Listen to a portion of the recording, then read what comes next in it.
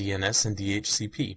In this section, we're going to take a look at configuring our DNS server that came with our Active Directory deployment. We'll spend time creating A records and CNAME records, and then we'll switch over to DHCP, where we'll take a look at setting scope and reservations. So let's move ahead into configuring the DNS server. I am logged back in to Lab Server 01, and we are in the Server Manager dashboard. From here, you can click in the left on DNS, and we can see the event logs here. Really isn't much information right now because we haven't really been using it at all. So if you go to Tools in the upper right corner, we can go ahead and select DNS. And that should bring up our DNS management console. Now you can see here under DNS that our initial DNS server, which is this server itself, is listed under the console. You can always right click and connect to others if you have others you need to manage. If you are dealing with all Active Directory integrated zones, you may not need to connect to the other ones if you're just doing simple zone maintenance. But if you need to, here's a place you can get to that. Now we have some different functions here for forward and reverse, trust points, and conditional forwarders, and we'll get to some of that as we move along. Right now we're going to focus right here on our server, and if you right click, you'll see we have a bunch of options here, and what we're going to do is go into properties. Now there was already some configuration done as part of the Active Directory layout, so we're going to look over that and make a few changes here as we go along.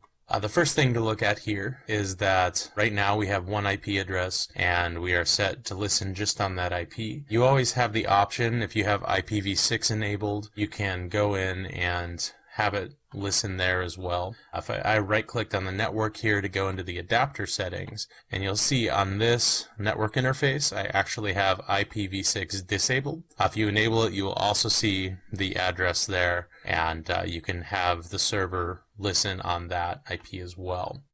So with that, let's go back to our console.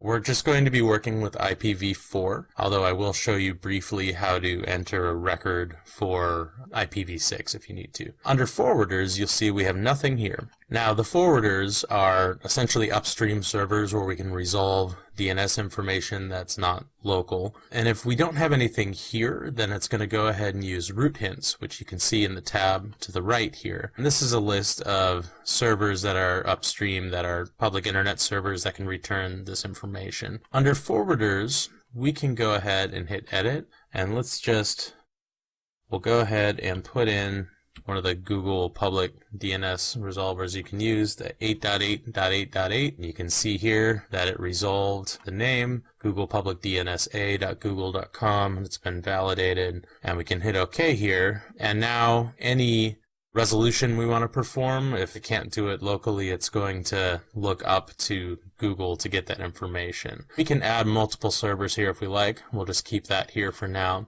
Here's some advanced settings on how you can deal with scavenging and cleaning up stale records. Been through the route hints. You can do some debug logging here, and you can choose what you want pushed to your event logs for any troubleshooting or alerting there. And then you can do this monitoring here where you can perform, simple and recursive queries to see if it succeeds or not and get those results here. You can also enable automatic testing, so you can have this pull itself every once in a while just to make sure that that's working properly. Under the Security tab, you can see we can set permissions here for who has access to make changes. There is a DNS admins group that has been created, and that group should be able to perform maintenance here if you need to isolate just people that can work on DNS and not touch other things on the system. So we'll go ahead and hit OK here. One other thing you have with forwarders is conditional forwarders, and you can actually walk through a setup here that allows you to say for a particular domain to go to a particular DNS server to resolve those entries.